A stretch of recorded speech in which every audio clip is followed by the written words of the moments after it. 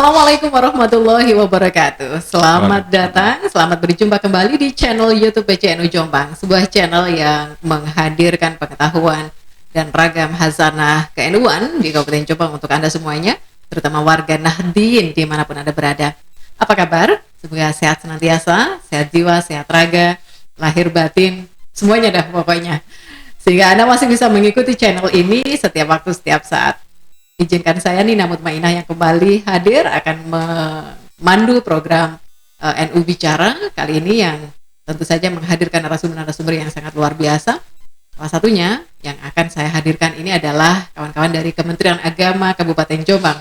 Kita akan membahas bagaimana peran kawan-kawan Kementerian Agama ini dalam mewujudkan madrasah yang katanya sekarang ini tagline yang dimunculkan adalah madrasah rasa pesantren. Kayak gimana sih sebenarnya? Tapi sebelum itu, Anda warga Nahdien, para pemirsa channel YouTube PCNU Jombang, jangan lupa like, subscribe, juga tinggalkan komentar Anda di kolom komentar di bawah ini. Termasuk juga jangan lupa copy link dan sebarkan ke media sosial yang Anda punya, agar seluruh warga Nahdien sama-sama bisa mengakses informasi yang bermanfaat ini. Nah, warga Nahdien semuanya, para pemirsa channel YouTube PCNU, saya yakin untuk Anda semuanya yang berkecimpung di dunia pendidikan, terutama di madrasah di Kabupaten Jombang, pasti sudah tidak asing lagi dengan Kasih Pendidikan Madrasah Kantor Kementerian Agama, atau biasa disingkat dengan Kasih Penma.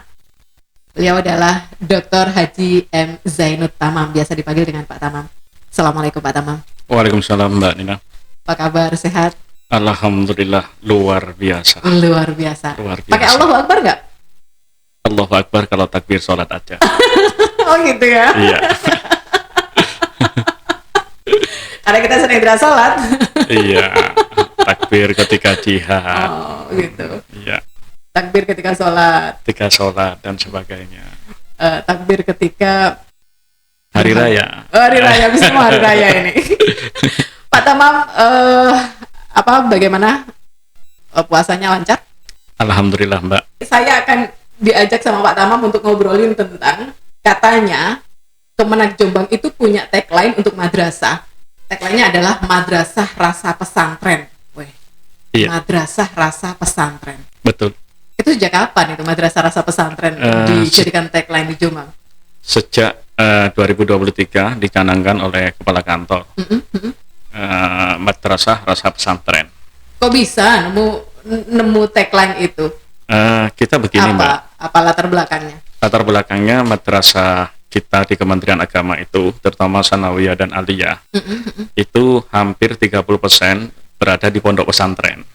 Oh gitu ya? Iya. Hampir 30%? 30% jadi satu dengan pondok pesantren. Oke.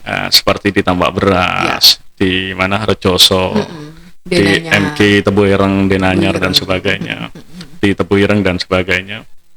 Nah, di sini ketika yang 30% ini otomatis dia sekolah berbasis pesantren. Akan tetapi ada 70% ada madrasah baik mulai dari RA, MI, MTS, Aliyah ini yang di luar pesantren. Maka di sini kita ambil tagline madrasah rasa pesantren. Tentunya rasa pesantren ini ada beberapa hal yang kita perkuat untuk menuju pada tagline ini. Yang pertama adalah kultur atau budaya, atau yang kita dalam Islam kenalnya adalah akhlak. Kalau dalam dunia pendidikan adalah karakter. Ini yang perlu diperkuat. Baik. Tentunya yang di dalam kultur ini yang diperkuat adalah tentang akhlaknya. Baik. Sebelum masuk ke penguatan budaya, kultur, Al-Quran dan lain sebagainya itu, pertanyaan saya adalah, madrasah yang ada di dalam pesantren, yang ada di dalam lingkungan pesantren, dengan madrasah yang tidak ada di dalam lingkungan pesantren, apakah ada beda secara kurikulum? Tentunya berbeda, Mbak. Beda? Berbeda. Apa yang membedakan? Yang membedakan kalau di pesantren itu biasanya banyak muatan lokalnya berupa kitab-kitab kuning. Jadi kitab-kitab kuningnya sudah kelas salaf tinggi. Ada Safinatun Najah, ada Bulughul Maram, Tafsir Jalalain dan sebagainya lah. Tapi kalau yang madrasah yang bukan di dalam lingkungan pesantren? Kalau yang di madrasah ada beberapa yang sudah ada kitab-kitab, ada yang masih belum. Itu mulai 2023 sudah kita galakkan ke situ. Digalakan artinya di madrasah yang di luar Di luar lingkungan pesantren. pondok pesantren, Iya. maka mereka menerapkan juga pengajian kitab kuning. Pengajaran seperti kitab itu. kuning. Ya. Pengajaran kitab kuning. Iya. Tapi sebetulnya bukan itu sih, banyak hal-hal yang kita yang perlu diperkuat, yang sifatnya yang bisa diadopsi di pesantren. Jadi kitab kuning itu hanya salah satu parameter saja. Iya, Tapi jadi- ada banyak parameter yang lain. banyak. Baik. Madrasah rasa pesantren. Ada beberapa poin-poin apa yang diterapkan di dalam madrasah rasa pesantren ini? Poin-poinnya yang pertama adalah penguatan karakter atau kultur, budaya, akhlak pesantren. Yang kedua, Al-Quran, termasuk di dalamnya ada tahfidz. Yang ketiga, kita perkuat dengan ubudiyah, sholat-sholatnya. Yang keempat adalah pembelajaran kurikulum kitab kuning. Baik. Yang pertama, penguatan di bidang budaya, etika, atau akhlak. Seperti apa gambarannya? Kita begini, Mbak. Kalau kita bicara kultur, budaya pesantren atau akhlak yang dibangun di pesantren, ini kita selaku umat Islam tentunya harus memegang sebuah hadis Rasulullah, innama bu'istu liutammima makarimal akhlak. Ya. Jadi Allah diutus pertama kali Rasulullah diutus pertama kali ke muka bumi ini adalah untuk menyempurnakan akhlak. Ya. Nah, di sini konteks menyempurnakan akhlak ini mestinya kita tarik kepada pendidikan, di mana pendidikan yang kita ajarkan kepada anak pertama adalah akhlak. Makanya yang kita ambil di sini adalah akhlak yang berada di pondok pesantren.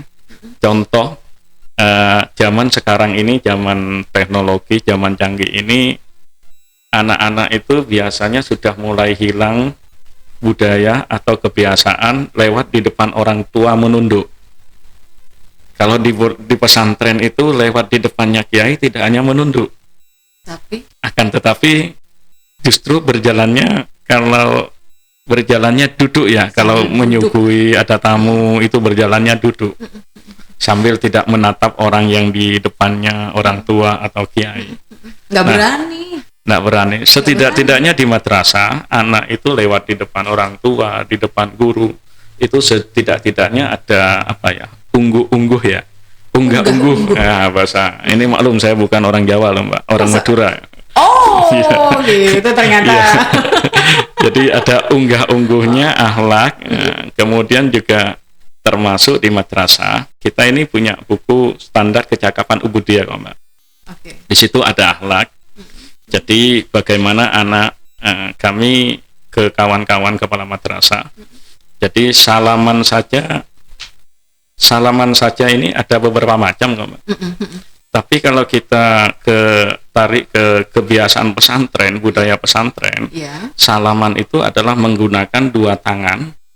Jadi dua tangan sambil mencium tangan gurunya. Oke.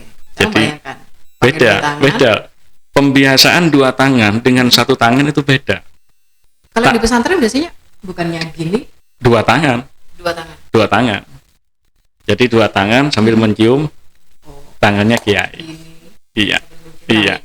Ada loh yang kayak gini terus. Tapi meskipun kayak gini tangannya ada di bawah. Iya. Di bawah. Ini namanya dua tangan juga. Oh, begitu. Iya. Jadi macam-macam lah. Karena kalau kita lihat contoh saja ya.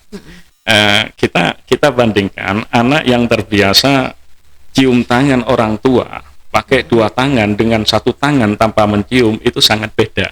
Sekarang trennya sekarang anak-anak sekarang itu gini ke orang tua, salam pakai satu tangan. Tapi bukan di hidung nih, yang dicium bukan hidungnya. Kening. Iya.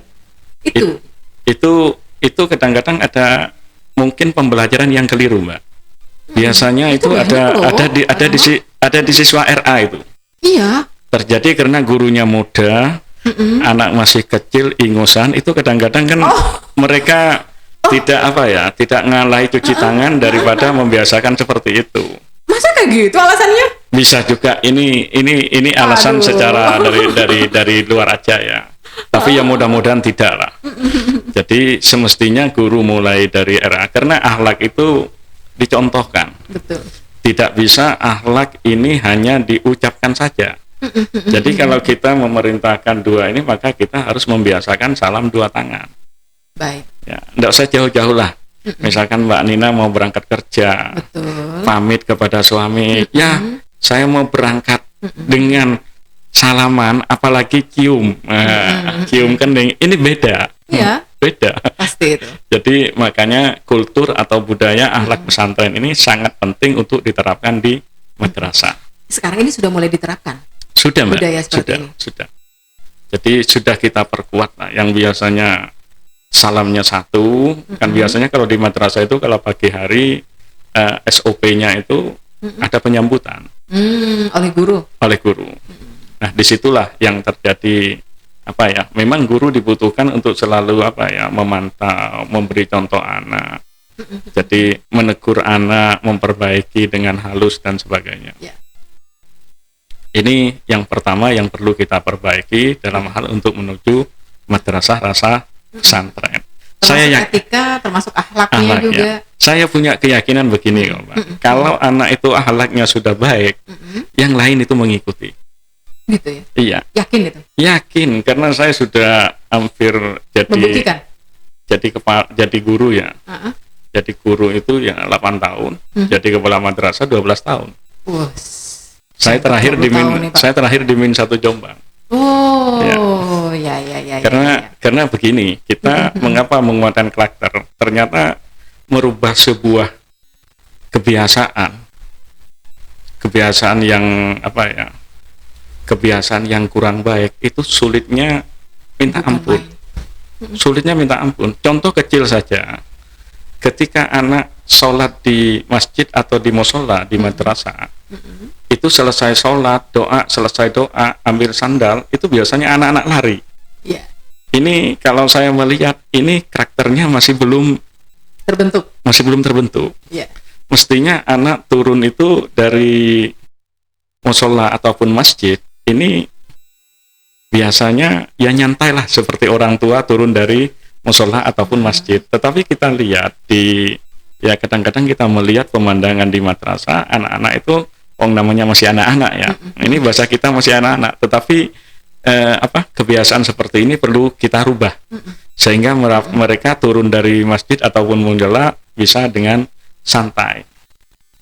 Ya, sebelum lari tuh dia diajak untuk ngobrol dulu sama teman-teman, bisa ngobrol juga dengan orang lain gitu. Iya, bisa sambil nyantai. Itu caranya merubah gimana? Ada guru di situ yang standby di situ mengawasi, membenarkan gerakan anak-anak. Ini yang kita di akhlak. Saya yakin kok, Mbak. Kalau akhlaknya bagus, saya yakin mudah untuk dikendalikan di dalam kelas ya. Termasuk juga menata sandal atau sepatu di musola itu kan biasanya nih ada anak-anak yang punya keinginan, bukan punya keinginan ya, dengan kemauannya menata sandal yang tadinya berserakan tidak karu-karuan itu ditata sesuai dengan pasangannya gitu. Itu lebih bagus, Mbak. Itu jauh lebih bagus. Dan itu pun tradisi pondok itu. Nah, itu. Jadi ketika kita bertamu di pondok, sandal ditata, ada santri, itu adalah sebuah pembelajaran kerapian. Okay. Jadi kalau sandalnya rapi ya, nata bajunya ya rapi. Otomatis rapi kan gitu.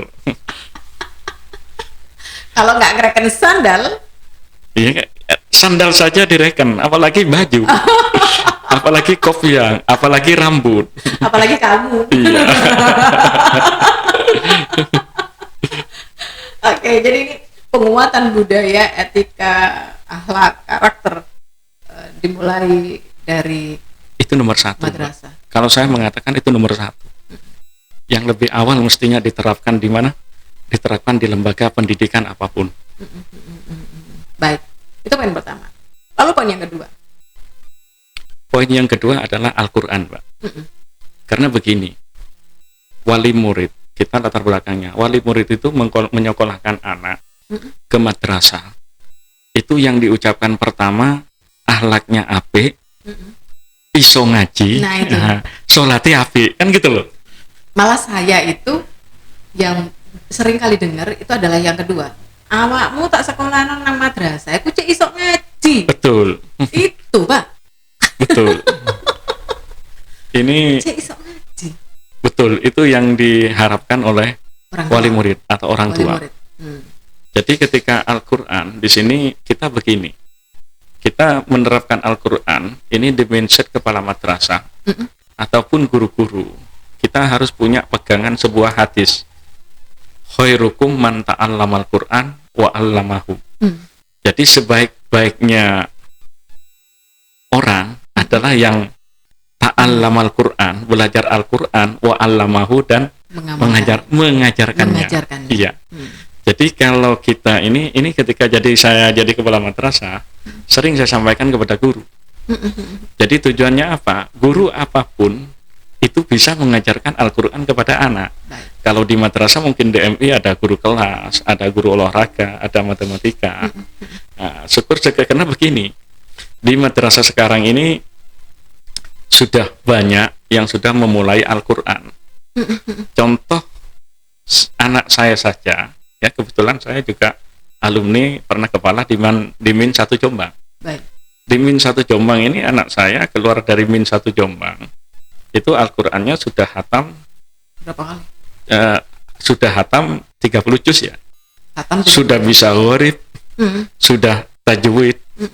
Jadi misalkan bacaannya innama amruhu, innama ini bacaannya apa? Anak-anak itu di Min 1 Jombang sudah hafal, Mbak. Sudah bisa. Ini bacaan ini apa? Ikhfa, ada apa? Ilham. Mengidentifikasi tajwidnya sudah bisa. Bahkan di situ anak saya keluar dari sana itu sudah bisa menghafalkan hampir 3 juz. Wow. Menghafalkan hampir 3 juz. Ini ada program tahfidz di sana? Ada. Jadi di samping program tahfidz Al-Qur'annya itu tiap hari, Mbak. Jadi Al-Qur'annya 1 minggu cuma 3 hari aja kalau di Min 1 Jombang itu.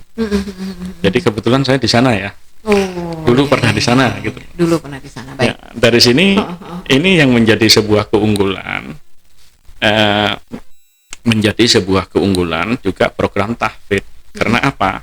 Saya sering membaca buku bahwasanya banyak orang-orang yang meneliti hafid ataupun hafidah itu kecerdasannya di atas rata-rata, Mbak.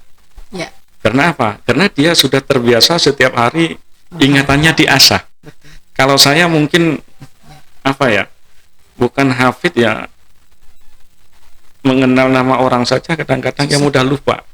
Tapi kalau hafidah ya udah bisa dipastikan. Sudah bisa dipastikan. Ya, anak satu sekolah aja hafal semuanya itu.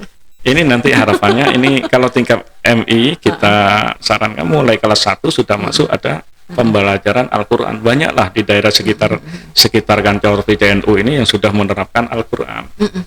Kalau sanawiyah mungkin ya harus ada pengklasifikasian. Kalau sanawiyah aliyah ini kita anjurkan, madrasah itu kita anjurkan untuk di samping mengajarkan baca tulis Al-Qur'an, ada pemetaan bahasanya, mungkin ada tahsin, ada tartil, harus kita sarankan membuka kelas tahfidz, Mbak. Membuka kelas tahfidz ya. Karena tahfidz itu tidak semua anak sanggup untuk masuk ke tahfidz. Betul. Tapi anak-anak yang mempunyai ingatan yang kuat, yang mempunyai kemauan, di situ kita beri tempat diarahkan ke sana. Sehingga harapannya nanti tamat aliyah, anak-anak ini bisa hafal juz 30 juz. Jadi kita ini Kementerian Agama 30 juz. Bukan juz 30 kan? Bukan juz 30. Bagi anak yang sudah punya kemampuan yang bagus ya. Karena begini, tahun ini kita akan mempunyai program unggulan yang bisa dipadukan mulai dari RA, MI, MTS aliyah itu hanya program tahfidz. Jadi tahun ini kita coba RA. Maksudnya itu bisa dilakukan secara berkesinambungan.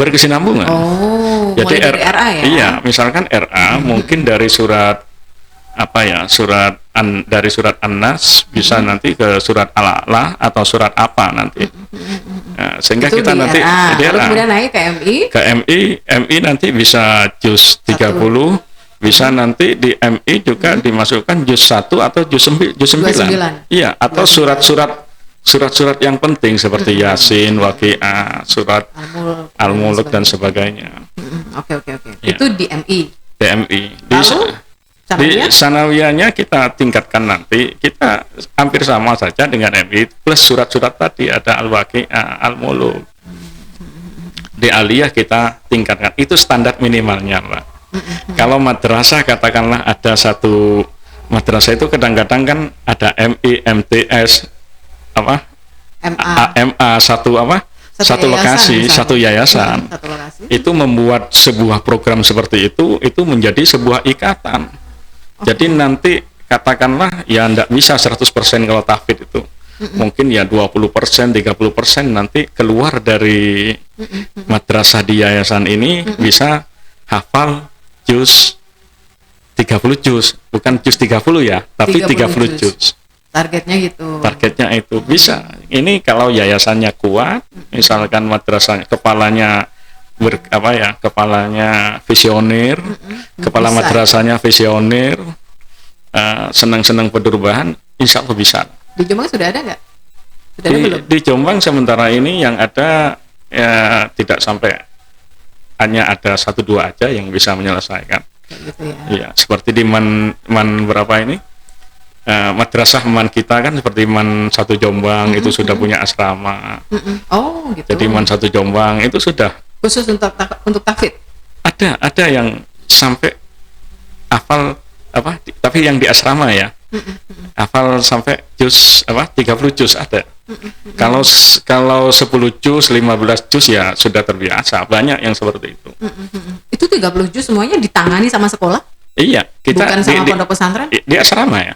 Di asrama itu. Di asrama, bukan pondok pesantren ya, beda. Bukan pondok pesantren, Bukan. tapi di sekolah itu dengan asrama. Asrama, iya, bermalam di situ. Mantap. Ini alhamdulillah madrasah-madrasah sudah punya keinginan untuk di madrasah itu sudah digalakkan Baik. program tahfidz. Program tahfidz ini diwajibkan? Diwajibkan ada atau gimana? Kita wajibkan, Mbak. Wajib. Wajib ya. Jadi kalau setingkat MI ya, minimal anak taman dari MI ya, minimal itu bisa ngimami sholat tarawih gitu aja. Masa? Iya, minimal. Sebentar dah, lulus dari MI udah bisa ngimami sholat Bisa. tarawih.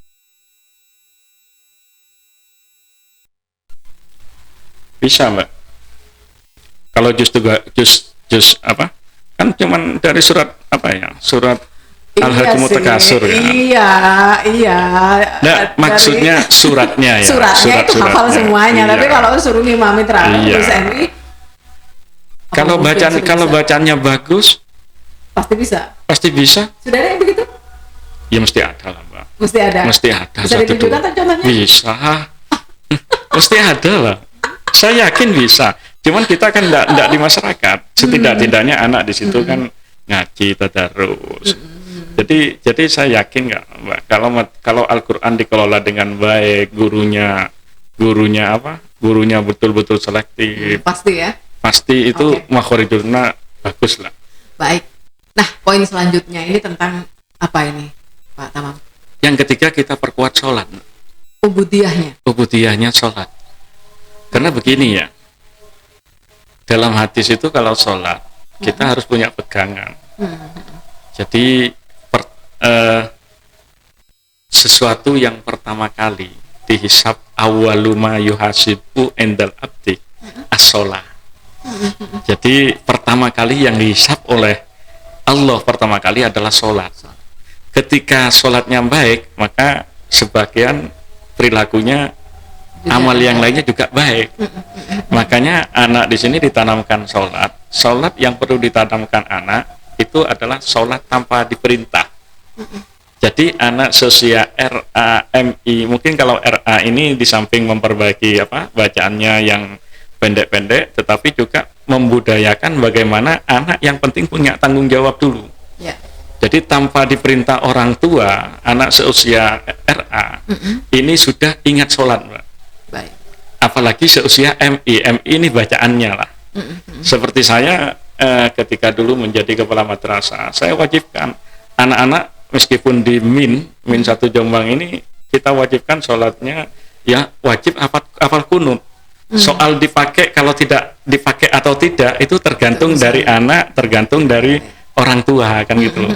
Yang penting kita sudah mengajarkan sholat secara Baik. keseluruhan, termasuk juga sholat. Ada pembiasaan di madrasah itu seperti tahlil, ada istighosah, ada istighosah, ada pembacaan yasin. Kalau di madrasah ini mayoritas, tidak hanya di madrasah Jombang, tidak hanya di Jumat Legi saja, akan tetapi setiap Jumat. Oh gitu. Ya. Jadi setiap Jumat tahlil. Setiap Jumat, iya.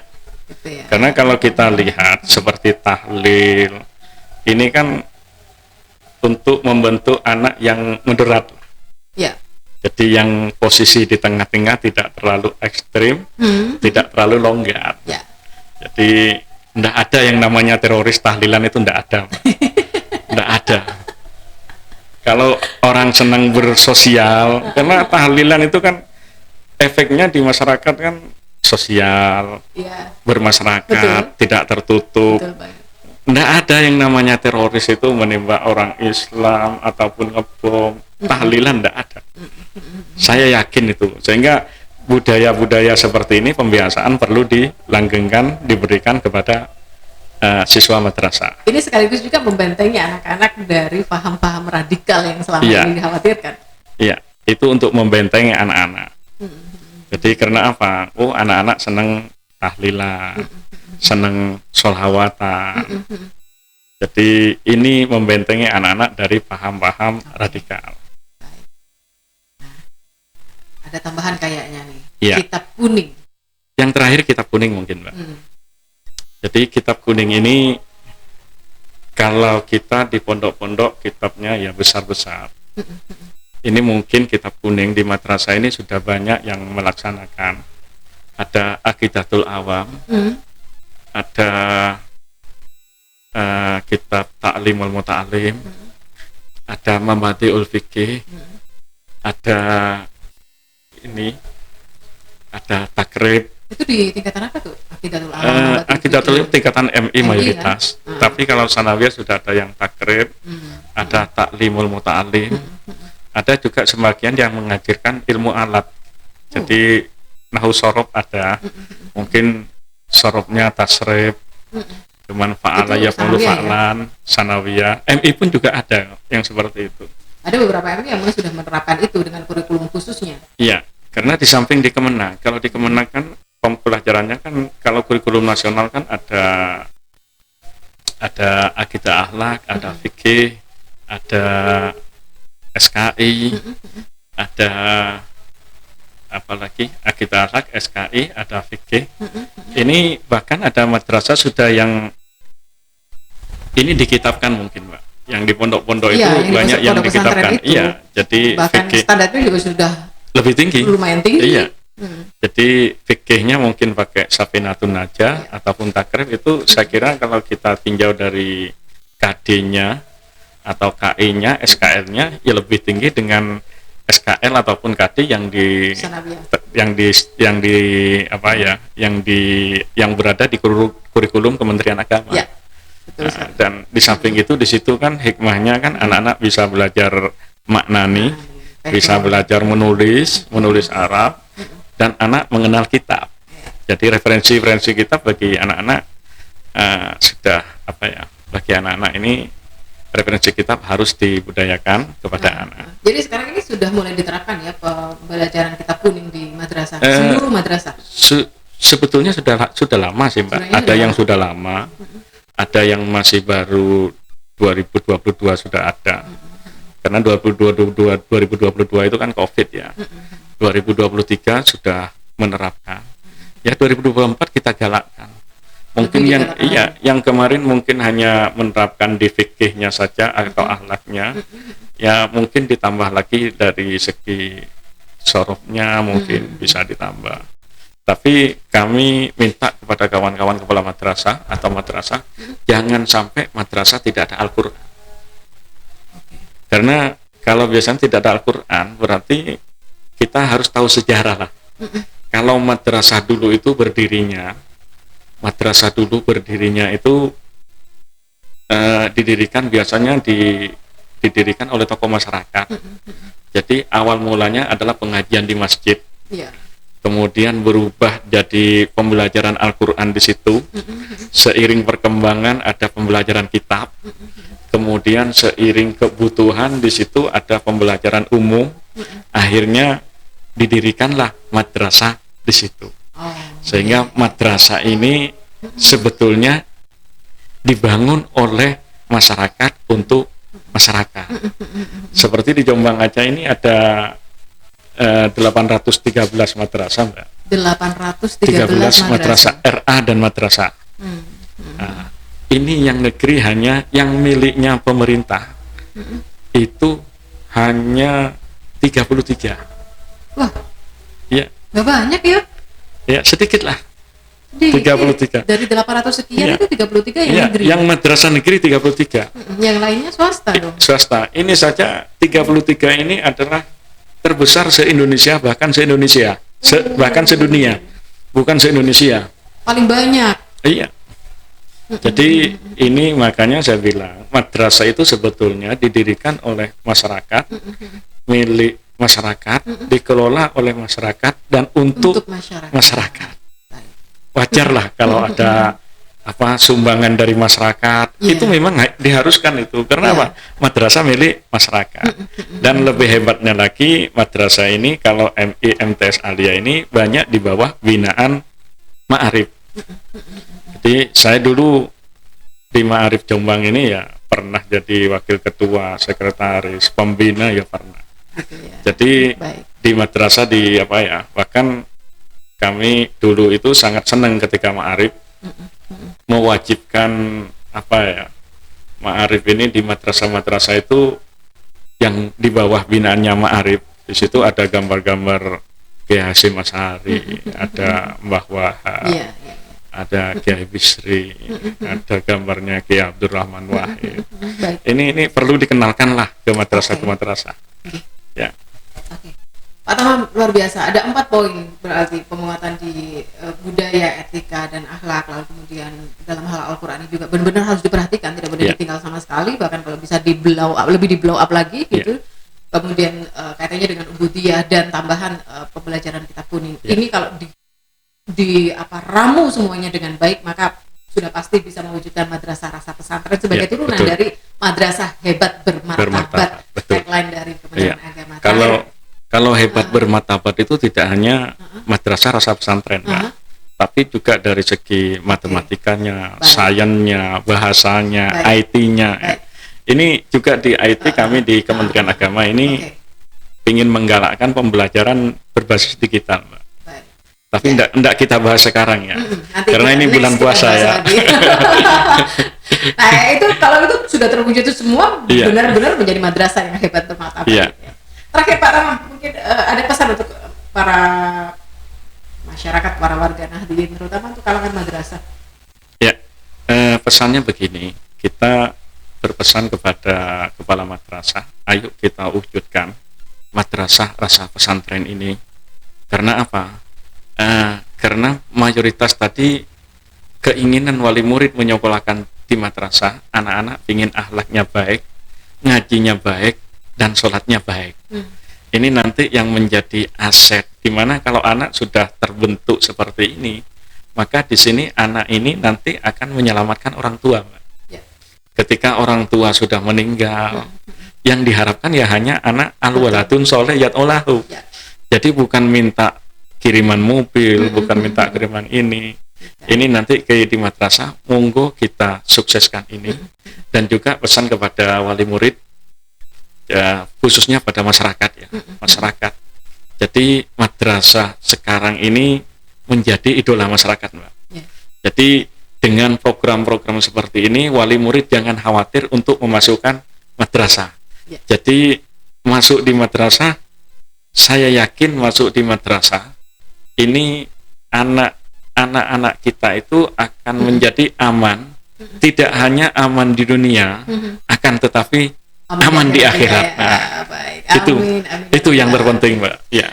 Bapak Dr. Haji M. Zainud Tamam, Kasih Pendidikan Madrasah Kantor Kementerian Agama Kabupaten Jombang. Terima kasih sudah berkenan Sama-sama, untuk Mbak. hadir Sama-sama. mampir ke podcast NU Bicara PCNU Jombang. Semoga apa yang kita perbincangan bisa lebih membuka mata kita kembali bahwa madrasah itu memang benar-benar hebat dan bermartabat. Amin, amin, Madrasah Rasa Pesantren yang sekarang ini sedang digalakkan oleh Kementerian Agama Kabupaten Jombang ini patut untuk diapresiasi dan juga patut untuk didukung, didorong semaksimal mungkin sehingga bisa mewujudkan generasi yang sangat luar biasa Amin, ke depan. amin. Terima kasih Pak Tamam, sehat selalu untuk panjenengan. Sama-sama, Mbak. Salam. Sambung lagi di lain Siap. waktu ya. Siap. Diagendakan nanti. Salam untuk keluarga Pak Tamam. Ya. Assalamualaikum. Waalaikumsalam. Ya, para pemirsa channel YouTube PCNU Jombang, terima kasih Anda sudah menyimak obrolan kami seputar bagaimana Kementerian Agama Kabupaten Jombang mewujudkan madrasah rasa pesantren. Semoga tidak lama setelah ini seluruh madrasah di Kabupaten Jombang benar-benar memang rasa pesantren semuanya. Terima kasih untuk kalian yang sudah menyimak siaran kami. Sekali lagi jangan lupa like, subscribe dan tinggalkan komentar Anda di kolom komentar di bawah. Gitu ya. Terima kasih. Assalamualaikum warahmatullahi wabarakatuh. Waalaikumsalam warahmatullahi wabarakatuh.